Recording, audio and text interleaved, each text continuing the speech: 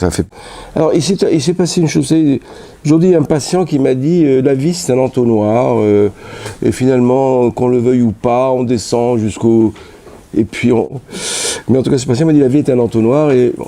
Et bien, l'entonnoir, ces dernières années, a été une rencontre bizarre.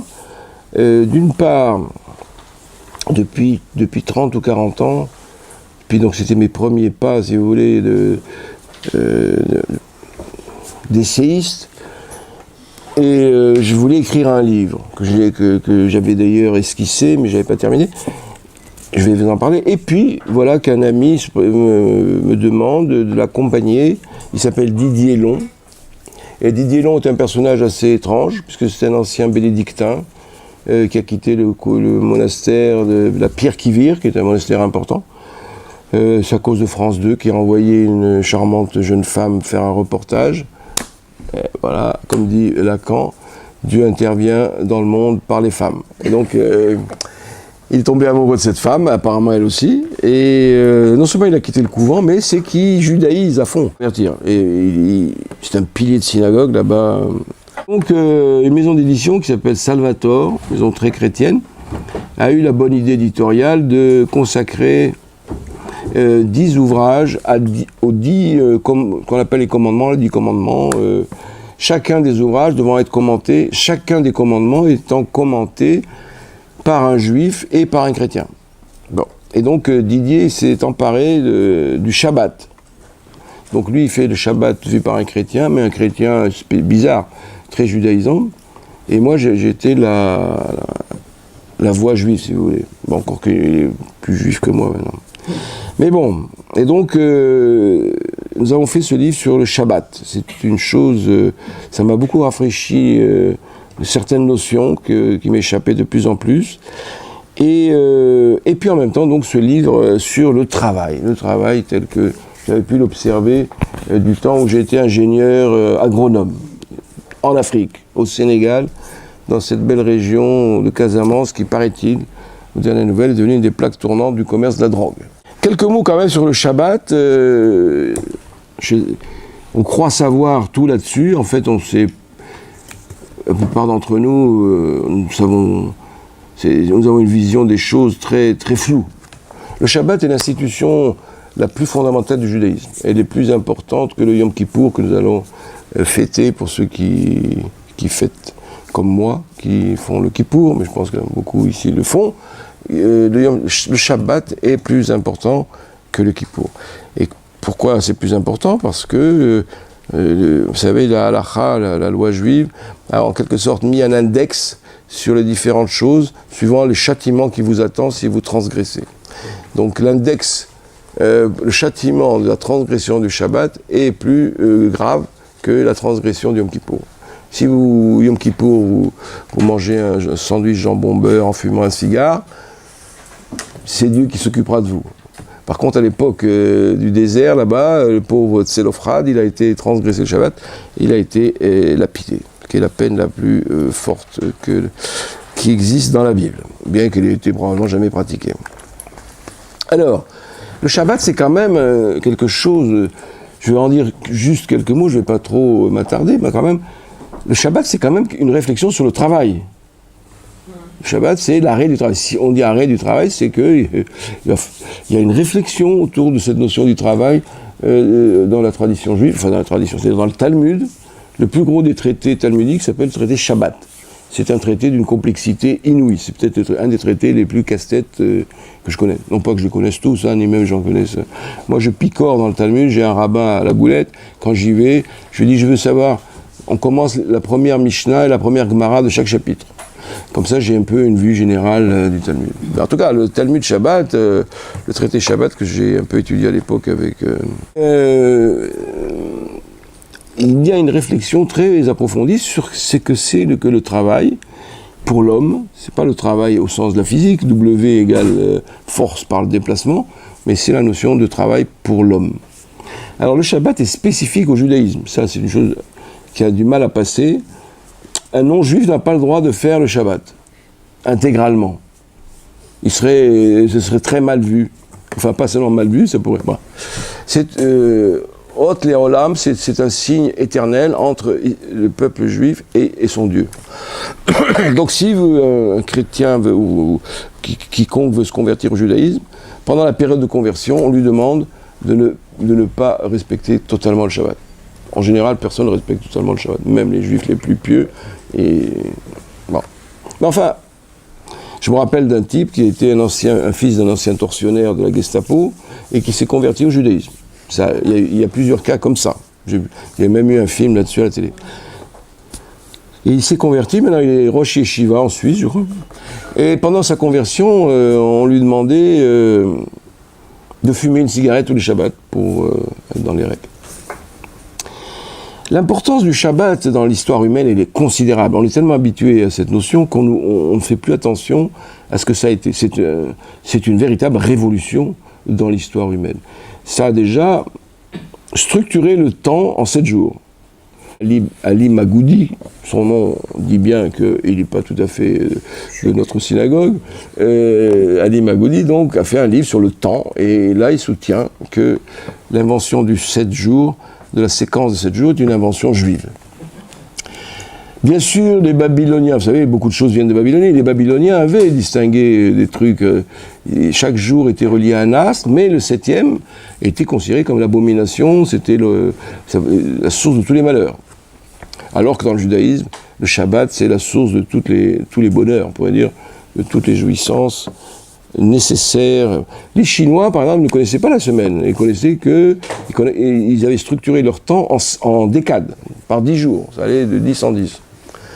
Et ça a beaucoup tenté, dans toutes les tentatives qu'on a fait, vous savez qu'une bonne partie de notre histoire consiste à effacer la trace du judaïsme dans la culture. Au temps de la Révolution française, on a voulu supprimer, pourquoi 7 jours, c'est tellement plus joli, 5 jours. On a voulu faire, on ne peut pas passer une semaine, puisque c'est, je ne sais pas comment on pourrait dire ça, une quinte de jours.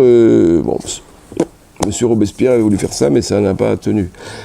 Staline aussi avait inventé une quinte de jours comme ça. Il voulait d'ailleurs, c'était pour en espérant ainsi faire travailler plus les gens. Bon, enfin. Et puis, le Shabbat, c'est tellement costaud que ça fait partie de toute la vie, toutes les sociétés, tout le monde entier aujourd'hui. Ça a l'air pratiquement naturel que la semaine, 7 imana, 7 jours, est la structure. Et ça vient, Dieu créa le monde en 6 jours, le 7e, il s'est reposé. C'est aussi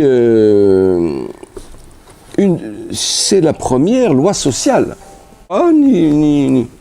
Ni tes esclaves qui vivent avec toi, parce que là, les esclaves, sont considérés comme juifs, les guerres, eux, ils sont astreints au Shabbat.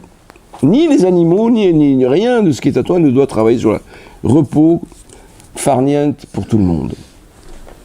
Ça a provoqué dans l'Antiquité des sarcasmes, chez les Grecs par exemple, Hérodote. Je me dis, mais c'est quoi ces gens? Un jour par semaine, ils ne travaillent pas. Et la productivité du travail, c'est quoi alors? C'était des gauchistes, ces juifs, au fond, déjà. Ils voulaient que l'économie, ça doit s'arrêter un jour. Un jour, les lois, bon. Et puis, ce rythme de 7 va se multiplier et s'aggraver, puisqu'il y a les 7 années, l'année sabbatique, la Shemitah, où il ne faut pas cultiver la terre, mais vous imaginez, Apple s'arrête pendant une année de produire des iPhones, mais ça devient épouvantable. Et puis 7 x 7, le jubilé, 7 années sabbatiques, qui est devenu très important d'ailleurs dans le monde des chercheurs. Pas toujours d'ailleurs, on appelle ça année sabbatique, c'est pas forcément au bout de 7 ans, peu importe. Et donc, cette structure du Shabbat va faire exploser au fil des temps, à la longue, la structure esclavagiste des sociétés. Ça va prendre du temps, mais ça va se faire. Et donc, loi sociale qui va inspirer toutes les autres lois. Congé payé, c'est un congé payé le Shabbat. Congé payé, etc. Donc, vous voyez comment... Alors, quand l'Empire romain, à l'époque qui s'appelait la croix, comme ça, là, il a converti tout son empire au christianisme, il fallait effacer ce truc du Shabbat. Et ça, c'est le travail de Didier, qui connaît bien les traditions chrétiennes. Et ils ont confondu le jour du repos avec le jour, une fête romaine qu'on appelle la fête du soleil. Sunday. Sonntag en allemand, Sunday en anglais. Enfin, le dimanche en français. Je ne sais pas pourquoi en français on n'a pas pris le jour du soleil. Enfin, peu importe. Donc, mais les chrétiens, qui étaient très judaïsants, dans certaines communautés, en particulier en Asie mineure, ils ont refusé. Bon, pendant très longtemps, il y a une bataille des évêques. Mais qu'est-ce que vous allez faire? Donc dans ces lieux de perdition, c'est fini. Le Seigneur est mort sur la croix pour vous libérer de toutes ces conneries. Allez, arrêtez de faire Shabbat. Mais les chrétiens d'Asie mineure ont fait... Didier a apporté des lettres. Mes parents ont fait le Shabbat, je fais le Shabbat. Et mes parents ont fait Pessah, je continue à faire ça. Jésus, c'est bien sûr le Sauveur, mais ça n'empêche pas. Nous, on est quand même... C'était judéo-christianisme au sens propre du terme. C'est-à-dire c'est des gens qui reconnaissaient la messianité de Jésus, mais en même temps qui continuent à pratiquer les mitzvot, la halakha. Donc ça a duré, dans certaines communautés, extrêmement tard, jusqu'au 5e siècle. Nous avons des documents là-dessus que Didier a publiés. Donc, et puis petit à petit, l'Église va imposer ce repos hebdomadaire, et petit à petit, l'esclavage va être aboli dans le monde chrétien, remplacé par le servage, qui est quand même pas tout à fait pareil. Je ne vais pas me lancer là. Sur cette notion du Shabbat, qui donc pose la question du travail humain et qui cherche à lui donner, et ça c'est une notion importante, son sens. On peut dire que le sens du travail, c'est quand on s'arrête. Et quand on s'arrête de travailler. Le mot Shabbat, on l'a dit un ami rabbin, ça s'écrit Shin Bet Tav. Shin, c'est Shena, le Shabbat c'est pour dormir, on fait la sieste, on se repose. Bet, il n'y a pas d'enfant dans la salle, je peux le dire. Et Bia, c'est de faire l'amour, c'est recommander le Shabbat, c'est même grande mitzvah. Et Tav, c'est Torah, c'est-à-dire enseignement. C'est-à-dire que le Shabbat voudrait que tout homme, de l'esclave à l'intello, goûte à l'étude, à la réflexion, à la lecture, etc. Donc le Shabbat, il faudrait lire. Évidemment, on peut dire la paracha de la semaine, mais on peut aussi, comme l'a dit le rabbin dont je vous parle, qui est un rabbin très orthodoxe, une revue, un texte qu'on n'a pas eu le temps de lire de la semaine, un truc un peu difficile. Ce jour-là, on peut goûter au plaisir de la vie intellectuelle. Car à l'époque, tout ça, les hommes étaient abrutis dans le travail très pénible, agricole, et dans la recherche des moyens de survie. Donc le Shabbat introduit quelque chose d'une autre dimension, une espèce de transcendance, d'échapper vers ce qu'est au fond l'homme. L'homme, c'est, comme disait quelqu'un, je crois, Karl Marx, l'homme ne vit pas que de pain. Il a aussi besoin de roses, il a aussi besoin de réflexion, il a besoin de... Et s'il n'a pas ça, eh ben, il crève cet homme. C'est d'ailleurs, nous en avons des expériences très importantes dans les camps de concentration, par exemple. Primo Levi raconte comment, pour survivre, il répétait tout le temps avec son ami des poèmes de Dante, Alighieri. Et ils essayaient d'apprendre toujours quelque chose. Ils avaient des copains, des déportés hongrois, et ils leur demandaient « Apprenez-nous votre langue ». Ils se sont mis à étudier le hongrois. Nous avons des témoignages très, très émouvants aussi de cette femme exceptionnelle qui s'appelle Charlotte Delbout, et qui raconte comment dans les camps, elle était femme de théâtre, et elle a monté des pièces de théâtre. Elle récitait avec ses copines des pièces de Molière, de Racine, etc. Donc l'homme a besoin, c'est pas la culture, c'est pas du luxe. Enfin, l'homme sans culture, il meurt. Bon. Et donc le Shabbat introduit cette dimension. Elle introduit dans un monde où les esclaves sont traités comme des animaux, un peu de cela. Voilà un peu ce que je peux. Voilà un peu le sujet de ce livre où j'ai développé toutes les règles, les rituels dans le monde dit orthodoxe. Alors, je voulais quand même, ce qui m'a pris le plus de temps, c'est donc cette réflexion sur le travail. Alors je vous situe un peu les choses déjà. À l'époque, donc, j'étais ingénieur agronome. C'est quoi ingénieur agronome qui devait travailler en Afrique, c'est-à-dire dans les pays dits sous-développés. C'est quoi, à l'époque, et même aujourd'hui d'ailleurs, c'est quoi le problème? Ce sont des pays qui étaient économiquement très en arrière, dont le PIB par tête d'habitant était très bas. Et surtout, nous, en tant qu'agronomes, le problème, c'était la faim. C'est toujours d'ailleurs, enfin à l'époque, c'était encore plus qu'aujourd'hui. Bon, ça dépend des peurs. À un moment donné, on avait cru résoudre ce problème, mais bon, avec 6 ou 7 milliards qui vont devenir 9 milliards, je ne sais pas comment on va s'en sortir. Bon. Donc moi, j'étais un petit soldat dans cette armée, petite armée, de gens qui voulaient faire en sorte que lutter contre la faim dans le monde. Surtout que j'étais bien placé puisque je m'occupais du riz. Une plante formidable d'ailleurs, j'aime beaucoup. C'est une plante très intéressante à cultiver. Et le riz, c'est pour tous les peuples. Nous, en France, c'est la baguette, le pain, etc. Mais dans la majorité de l'humanité, le riz est plus important que le blé.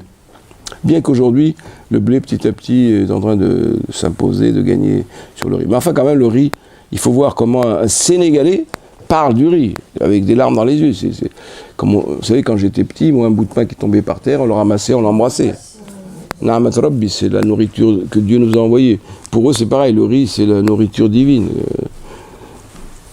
Donc, j'étais donc en Casamance, et dans un institut de recherche. J'étais placé du côté de la recherche.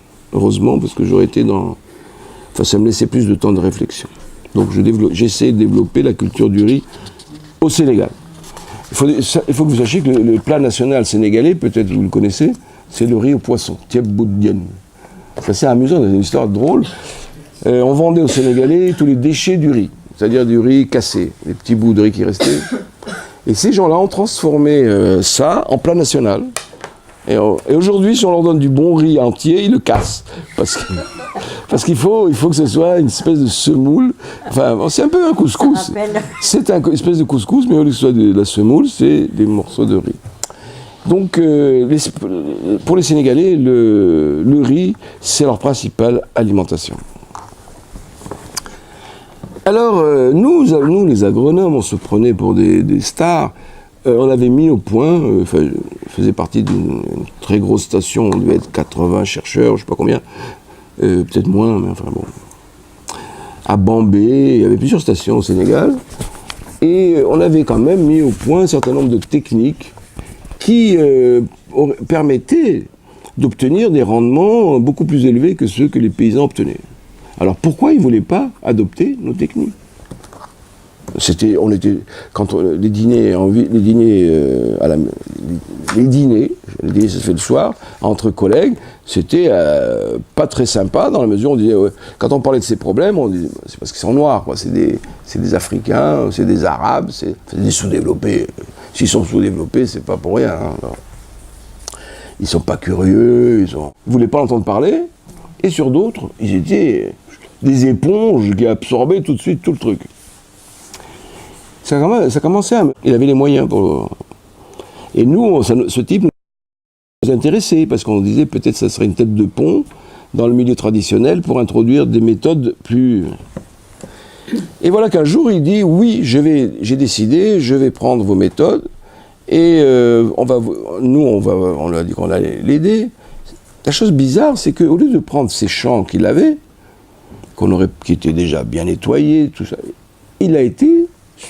à 7 km du village, il a pris une forêt de Casamance à l'époque, je ne sais pas où elles en sont aujourd'hui, parce que j'ai plus mis les pieds, elle était assez dense, il s'est mis à défricher ça. Mais pourquoi tu ne travailles pas tes champs déjà que tu as déjà, qui sont propres, qui sont beaux, on va mettre de l'engrais là-dedans, on va aménager ça, tout ça va aller. On ne peut pas travailler avec les méthodes des toubabs dans le milieu africain.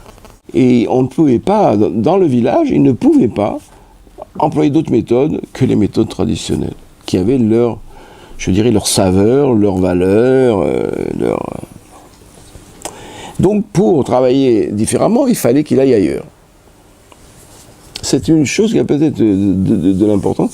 Quand vous êtes dans un endroit donné, souvent on ne peut pas faire progresser cette structure, il faut quitter pour faire quelque chose de différent ailleurs. Et donc, c'est comme ça que j'ai eu cette idée d'essayer de voir, de prendre le travail, ce que j'appellerais à son niveau moléculaire. C'est-à-dire, il y a le geste, c'est pas du travail, il y a un moment où le geste devient du travail. C'est-à-dire, il y a un sujet, un travailleur, un outil et une matière à transformer. 3 choses, voilà. Et j'ai essayé de prendre la molécule, ce que j'ai appelé chantier, la molécule de cette activité laborieuse. Et je vais donner tout de suite le résultat, parce que bon, j'ai découvert une chose assez surpris, c'est que si vous découpez le travail humain en ces molécules, vous arrivez à 3 structures différentes et pas plus. Il n'y a pas de 4e. Alors je vais vous décrire les 3 en question. Donc il y a le chantier que j'appelle primaire, la structure telle que les Africains que j'avais sous les yeux travailler, que j'appelle primaire. De quoi s'agit-il? Par exemple, vous avez 2-3 personnes qui travaillent ensemble. Tout le monde, les 3 ou les 2 ou les 4, ils ont le même outil, ils font la même chose, tout le monde fait pareil. La seule coupure qu'il y a, c'est entre les hommes et les femmes. Mais les femmes, elles aussi, toutes les femmes de ce chantier font la même chose. Par exemple, les hommes labourent et les femmes sèment ou repiquent. Donc, tout le monde fait la même chose. Tout le monde a le même savoir, tout le monde a la même dignité, la même... c'est une société très égalitaire, au fond. Et qui est très solide. Vous pouvez, puisque justement, on a vu, on peut pas travailler différemment. Si vous êtes dans le village, vous pouvez travailler que comme ça. Tout le monde a la même houe, à peu de choses près, et tout le monde fait la même chose à un moment donné. D'ailleurs, dans la guerre, c'est pareil. Si vous rappelez les westerns, les Indiens, quand ils attaquent la diligence, tout le monde attaque en même temps. Et c'est le nombre qui pouvait permettre éventuellement, mais il se faisait ratatiner, bien sûr. J'étais voir mon cher, il s'appelait Barlow, mon jeune chef, là. Un type très, très sympathique, d'ailleurs. Et alors, qu'est-ce que je vous... Donc lui, il a décidé, nous avons encouragé, une des techniques que nous voulions introduire, c'était l'attraction animale. Parce que les pauvres êtres humains que nous sommes, notre énergie... L'économie, le niveau d'une économie dépend de la quantité d'énergie que vous insufflez dedans, que vous introduisez dedans. Les bras humains, c'est très limité. Pour passer au stade supérieur, nous pensions que, comme c'était des pays pauvres, nous pensions qu'il fallait, comme le font les Chinois d'ailleurs, ou les Indiens, ou les peuples d'Asie, introduire l'attraction animale qui permettrait de travailler mieux et peut-être d'agrandir les surfaces cultivées. Alors, et c'est le labour, parce que le mot labour finalement c'est dire travail. Quand vous regardez dans l'ancien temps, comment ça se fait un labour? Vous avez un monsieur vous avez les bœufs, n'est-ce pas, qui sont jougués et qui ont un timon qui sort, et au bout, on met une charrue. Ça, c'est une chose d'ailleurs dans la Torah qui me fait beaucoup réfléchir. Tu ne mettras pas sous le même joug un bœuf et un âne. On lit ça un peu facilement. Ça m'a fait penser, j'ai beaucoup pensé à ça récemment à cause du problème que nous avons avec l'euro. Avec l'euro, la monnaie. L'euro. Euro. Comment on a pu mettre l'Allemagne, un bœuf comme ça, on l'a jougué avec un petit pays comme la Grèce comment on a pu imaginer? On a mis un âne et un bœuf sous le même joug. Moi, c'est une interprétation qui vaut ce qu'elle vaut. Comment? On a mis des économies d'une force qui n'ont rien à voir. Alors que nous avons ce vieil enseignement, on associe ensemble dans le même travail que des gens de même force, à peu près. Et mettre un grec et un allemand ensemble, vous avez vu ce que les résultats. Bref. Donc on a nos 2 bœufs, on n'a pas un bœuf et un âne, hein, on a 2 bœufs, jougués. Il y a un monsieur qui les guide, donc il y a un monsieur, travailleur numéro 1, dont le travail consiste à transformer l'énergie animale, à la diriger, à la rendre efficace et rectiligne. Et ce travail de monsieur, appelons-le, je sais pas moi, Ali, puisque c'est musulman là-bas, le travail d'Ali va être transformé par Mohammed qui tient la charrue. Donc vous voyez, là, dans ce cas-là, c'est pas tout le monde fait le même travail. Le travail du deuxième consiste à reprendre le travail du premier.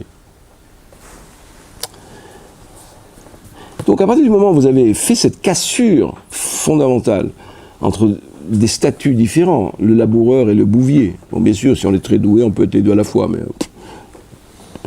on n'y était pas encore, cette cassure fondamentale entre cette égalité qu'il y avait autrefois, qui disparaît, qui vole en éclats, permet quoi? Elle permet l'introduction de la charrue, c'est-à-dire de la machine. La machine rentre dans le travail humain, alors que jusque-là, nous n'avions que des outils. Et à partir du moment où on fait entrer cette machine,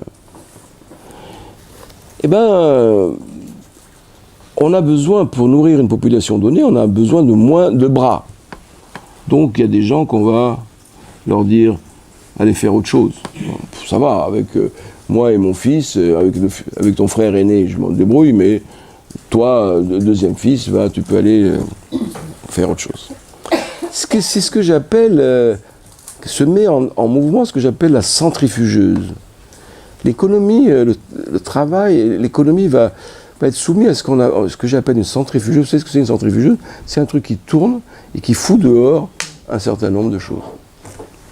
À partir du moment où la machine rentre en jeu, la centrifugeuse démarre, mais très lentement au début, très lentement, mais quand même, il y a des gens, on n'a pas besoin de tout le monde, et apparaissent déjà, d'abord, fin de cette égalité, fin de cette espèce de communisme mythique primaire, apparition d'une division au niveau du travail, et apparition de élimination d'un certain nombre de travailleurs pour aller faire, par exemple, les soldats. Dans les France et la Chine, beaucoup de paysans étaient enrôlés dans les empires qui commençaient à apparaître à ce moment-là.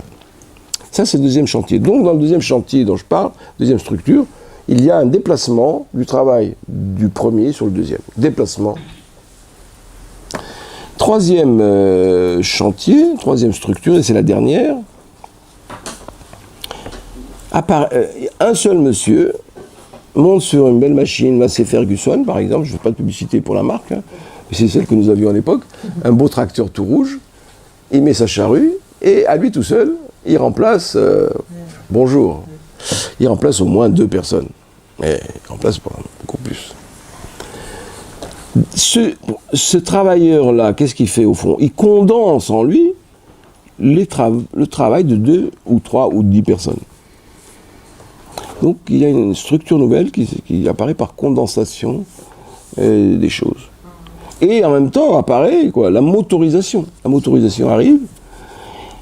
Et ça produit quoi? C'est que ma petite centrifugeuse qui marchait artisanalement tout à l'heure, là, elle se met à devenir... elle accélère le rythme. Et on n'a pas besoin de tous ces paysans pour cultiver la terre. Vous savez qu'en 1945, en France, 50% à peu près, 50% de la population était rurale. Aujourd'hui, nous avons à peine 2%. L'exode rural a été une chose... on n'avait jamais réfléchi à ça. Moi, je réfléchis à ça avec mon histoire avec cette histoire de centrifugeuse. On les envoie où? Ils vont aller où? Ils vont aller à l'usine. Mais la centrifugeuse destructrice ne va pas s'arrêter à l'usine. À l'usine, on va là aussi, tant mieux, tant pis. Les chaînes du temps de Charlot, là, du temps moderne, du temps de M. Ford, etc., petit à petit, ça condense. Là aussi, la condensation se poursuit à un rythme effréné. Aujourd'hui, l'horizon, c'est le robot. Le robot qui fait qu'on n'a même plus... L'homme est évacué totalement et supprimé de son habitat naturel, qui est le travail comme son habitat naturel. Alors, oui, c'est une notion extrêmement importante. Le travail, je viens de le dire, c'est l'habitat, c'est là que l'homme naît. Je ne vais pas rentrer peut-être là-dedans, mais juste quand même un petit mot. Il y a eu chez les ethnologues un travail sur ce qu'on appelle, un peu théorique, un peu mythique. Comment est-ce que l'intelligence humaine a émergé? Comment le langage a émergé dans l'histoire humaine? Dans un rapport de l'homme au travail, ce qu'on a appelé, ce que certains appellent l'homo faber. L'homo faber. L'intelligence humaine est née dans le rapport de l'homme à la matière à travers un outil. L'homo faber. c'est pas l'homo sapiens. Je suis en train de lire un livre de je sais plus qui, comment il s'appelait, Sigo, je crois. Un livre qui s'appelle Homo Faber. À l'origine, nous étions tous des homo faber, des gens qui nous faisions nous-mêmes à travers notre action sur la nature. Et c'est à travers cette action de l'homme sur la matière que son intelligence va croître, qu'il va chercher des moyens de plus en plus adaptés, plus en plus efficaces, mais aussi, semble-t-il, parce qu'on sait, on n'a pas on ne peut pas affirmer quoi que ce soit dans ce domaine, la naissance du langage lui-même. Il est possible que le langage soit né dans ce rapport de l'homme à l'outil, de l'homme à l'autre, qui travaille avec lui, à côté de lui. Lacan s'est beaucoup intéressé à ces notions. J'ai découvert ça par la suite. D'ailleurs, puisque je parle de Lacan, quand j'ai fait mes observations, ça m'a pris du temps, et depuis j'avais entre-temps quitté l'Afrique, et j'étais devenu étudiant en médecine, enfin bref, une aventure un peu spéciale. J'ai fait ce travail, je l'ai rédigé, je l'ai envoyé à Althusser. C'était lui le dédicataire du truc. Bon. Mais Althusser, entre-temps, m'a dit « je ne peux plus lire, j'ai sombré, j'ai tout ça ». Et je l'avais remis aussi à Lacan, pensant que ça ne pouvait pas l'intéresser. Or, justement, s'est intéressé, il était à l'affût de beaucoup de choses. Il était à l'affût du judaïsme, il était à l'affût. Et aussi, quand je lui ai donné mon texte, ça l'a intéressé.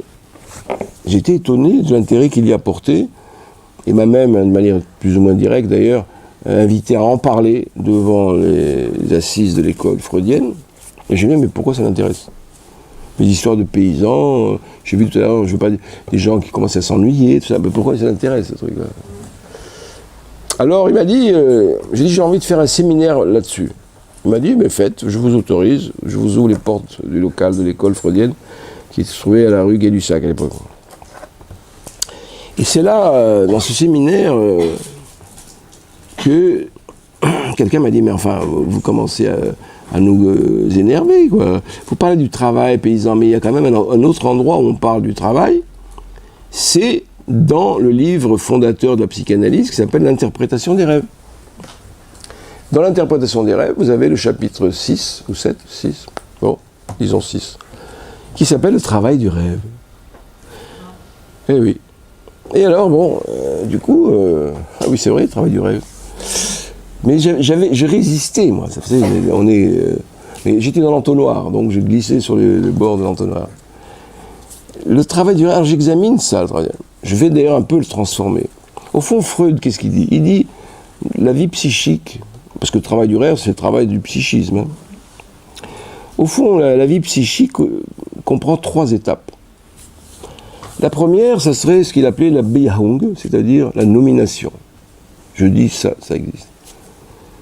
La deuxième, c'est que cette première affirmation, elle peut se déplacer. Par exemple, je parle des voiles, je dis sans voile, en fait, je parle d'un bateau. Donc le sens, un rêve, vous rêvez, je sais pas moi, d'un verre d'eau. Dans ce rêve de ce verre d'eau, en fait, vous allez mettre 36 trucs. Le verre d'eau que vous avez bu quand vous avez la fièvre à 5 ans, le verre d'eau que vous avez jeté à la figure de votre belle-mère parce qu'elle vous a énervé, je ne sais pas. 36 trucs viennent se condenser dans ce verre d'eau. Mais attendez, mais ces 3 structures que Freud, mais c'est les mêmes que celles de mes paysans africains. Primaire, Beyahung, secondaire, déplacement, tertiaire, condensation. Nomination, déplacement, condensation. Donc, ce rapprochement entre l'agriculture... Il faut savoir que Lacan, dans mon livre j'en parle, Lacan s'était intéressé à l'agriculture. Il en parle à plusieurs endroits. Il disait, le seul métier qui ressemble à la psychanalyse, c'est l'agronomie. Oui, c'est quoi ce truc, ça tient pas. Il dit oui, parce que un bon psychanalyste devrait avoir une formation extrêmement variée. Il doit savoir la psychiatrie, il doit savoir un peu de neurologie, il doit savoir les mythes, il doit savoir la mathématique. Il disait, il doit savoir beaucoup. Il doit savoir, plus il en sait, et mieux ça vaut. Donc, c'est quelqu'un qui devrait arriver à faire la synthèse de savoirs très différents. L'agronome, c'est pareil. Un agronome, il doit savoir la biologie, les mathématiques, le génie rural, le machinisme, la génétique. Enfin, les études d'agronomie ont touché depuis l'œnologie, comme le vin, jusqu'à la fabrication du fromage. Je peux vous faire un cours. Donc, il y a un rapport intime entre la vie psychique et le travail agricole. Alors, dernière partie que je voudrais aborder avec vous. Donc, on a vu comment le travailleur africain ou malgache, moi j'ai beaucoup aimé les malgaches. J'ai travaillé sur les hauts plateaux malgaches. C'était des gens assez étonnants. Le Madagascar, à l'époque, était vraiment un endroit dont nous espérions que ça deviendrait, parce que c'est une espèce de petit paradis, Madagascar, pour ceux qui connaissent. On avait espéré, parce que, et puis en plus, c'est des gens, les gens des hauts plateaux, les Mernes, les Betsileo, c'est des bosseurs. Vous aviez des collines très hautes, faisaient 600, 700 mètres, je sais pas, qu'on appelle des tanettes, qui étaient aménagées en terrasse du haut jusqu'en bas.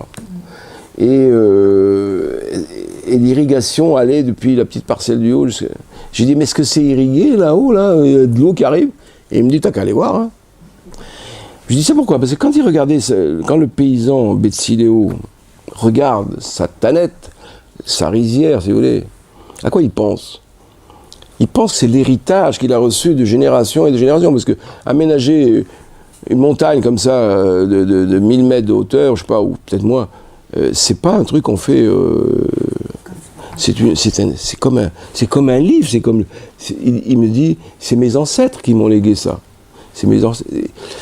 Il avait dans son... J'ai jamais vu un riziculteur, le métier de riziculteur est un des plus pénibles qu'on puisse imaginer. Dans le truc de pénibilité dont on parle, on lui mettrait le maximum. Hein. En plein mois d'août, il fait 40 degrés, humidité, saturation, labourer la terre. J'ai jamais vu un paysan diola se plaindre qu'il a mal au dos ou que ce matin, je n'ai pas tellement envie d'aller au taf. Hein. Ça, j'ai jamais rencontré. Bon. Donc, ce qui donnait son sens à ce travail de ces gens-là, c'est pas simplement le travail lui-même, c'est que c'était inséré dans une culture, dans une histoire, de laquelle il se trouve un jour arraché pour être jeté dans des banlieues pourries. Les banlieues, je ne parle pas des banlieues parisiennes, des banlieues déjà à Dakar, des banlieues à Kaolack, je ne sais pas si vous connaissez Kaolack. Moi je me rappelle, chaque fois que je traversais Kaolack, j'avais l'impression de traverser un enfer. Mais bon, vous avez tous ces anciens paysans qui sont là, ils vivent, je ne sais pas trop comment, bon, qui ont perdu la saveur de ce qu'était leur vie traditionnelle. Je ne suis pas un apôtre, ni un... mais il faut noter ça, quoi. Toute une pathologie du travail. C'est une pathologie assez étrange, d'ailleurs. Vous avez d'abord le chômage. On ne sait pas, d'ailleurs, la fameuse centrifugeuse tout à l'heure a laissé sur le carreau des millions de gens. On ne sait pas comment on va s'en sortir. Hein. Et donc, vous avez comme ça des tas de gens qui sont au chômage. Bon, il y a des gens peut-être qui aiment ça, je ne sais pas, mais je sais qu'il y a beaucoup. Être au chômage, c'est une souffrance. C'est une très grande souffrance qui peut entraîner des problèmes psychiatriques. Un homme qui a perdu la dignité de subvenir aux besoins de sa famille, c'est comme dirait Lacan, un père humilié, c'est un statut... Un homme désinséré de sa culture, c'est aussi un être qui souffre. Un travailleur algérien qui a travaillé, puis qui aujourd'hui c'est quoi, plus ou moins vis-à-vis de ses enfants, c'est quoi? C'est souvent une épave, c'est quelqu'un qu'on méprise. Donc vous avez le chômage d'un côté, mais ce qui est marrant aussi, c'est que vous avez toute une autre pathologie, des gens qui travaillent et qui ont une maladie du travail, ce qu'on appelle c'est un truc qui a été inventé par les psychosociologues, qu'on appelle le burn-out. Vous avez dû en entendre parler. On est burn-outé, si je puis dire, on n'a plus envie. Et c'est un mal mystérieux qu'on n'est pas tellement bien soigné, je crois. Enfin, moi, je ne suis pas très... Donc, je devrais commencer par me soigner moi-même, d'ailleurs, parce que je suis assez burn-outé ces derniers temps. C'est pas un mal qui frappe les gens qui ont des métiers, on pourrait penser les gens qui travaillent à la chaîne, à la Charlotte. Bon, c'est pas ces gens-là qui sont les plus frappés. ce sont souvent des gens qui ont des fonctions intéressantes et importantes, voire des chefs d'entreprise. Moi, j'ai eu un patient comme ça, au début, au fond, ça s'est révélé avec lui, avec cette histoire. Un type, il a créé une société d'informatique. Au bout de quelques années, ça marchait super bien. L'affaire prospérait, tout ça, il avait recruté et tout. Et un beau jour, cet homme s'est cassé, quoi. Il ne pouvait plus même approcher de la rue où étaient ses bureaux.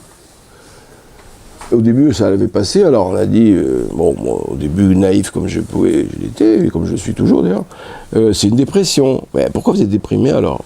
Vous avez avec ma femme, ça va très bien. Tout va bien. Tout va bien. Donc, c'était pas une histoire liée à réactionnelle, à un événement dans sa vie. Un beau jour, il m'a dit, ça m'a dégoûté, je ne peux plus. Alors, on a mis les antidépresseurs, on a dit, on va faire une thérapie. Il n'y avait rien à thérapiser là-dedans. Je ne sais pas, moi, en tout cas, moi, je n'ai pas su. Le record en Europe des suicides. 50 000 par an. Alors, il y a beaucoup de gens qui travaillent ces questions. Je ne sais pas. Donc, moi, j'ai apporté mon petit grain de sel. Je me suis demandé si cette réflexion au niveau de cette molécule, parce que dans la molécule primaire, l'homme, il est tout à fait adapté à son travail, il est dans un élément naturel. À partir du moment où cela a volé en éclats, petit à petit, il y a perte, surtout quand elle est rapide, si elle est progressive encore, mais quand elle est rapide, il y a perte de ce qui donnait sens à sa vie, et on devient un déchet. En arrivant ici, j'ai vu que c'est une époque qui parle du déchet, quoi. Les hommes déchets, les hommes des camps, les hommes de chômeurs. Nous sommes dans un monde où la question du déchet est devenue centrale.